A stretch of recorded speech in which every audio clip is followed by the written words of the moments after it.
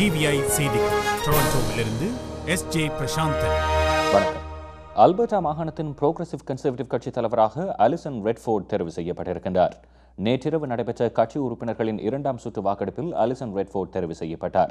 இதன் மூலம் அல்பர்டா மாகாணத்தின் முதலாவது பெண் முதல்வராக அலிசன் ரெட்ஃபோர்ட் பதவியேற்கவிருக்கின்றார். தமிழ் தேசிய கூட்டமைப்புடனான அடுத்த சுற்று பேச்சுவார்த்தையை இலங்கை அரசாங்கம் ஒத்திவைத்திருக்கின்றது. நாளை திங்கட்கிழமை நடைபெறவிருந்த அடுத்த சுற்று பேச்சுவார்த்தையை உள்ளூராட்சி சபை தேர்தல்களை காரணம் காட்டி அரசாங்கம் பிற்போட்டுள்ளது. அரசு தரப்பில் பேச்சுவார்த்தையில் ஈடுபடுபவர்கள் உள்ளூராட்சி சபை தேர்தல் பணிகளில் ஈடுபடுவதால் பேச்சுவார்த்தையை பிற்போடுவதாகவும் அரசாங்கம் தெரிவித்திருக்கின்றது. லிபியாவின் சர்ட் நகரத்தில் கடும் மோதல்கள் நடைபெறுவதைத் தொடர்ந்து அங்கிருந்து நூற்றுக்கணக்கான பொதுமக்கள் வெளியேறி வருகின்றனர். நகருக்கு வெளியே உள்ள சோதனைச் சாவடிகளில் பெருமளவான பொதுமக்கள் வாகனங்களுடன் வரிசைகளில் உள்ளார்கள். கர்னல் முமர் கடாஃபியின் சொந்த நகரான சர்ட்டில் இடைக்கால அரசு கிளர்ச்சி படையினர் கடாஃபி ஆதரவு படையினரை பின்வாங்க செய்து வருகின்றார்கள். மேலதிக விரிவான செய்திகளுக்கு டிவிஐயின் இன்று இரவு செய்தி அறிக்கையை பாருங்கள்.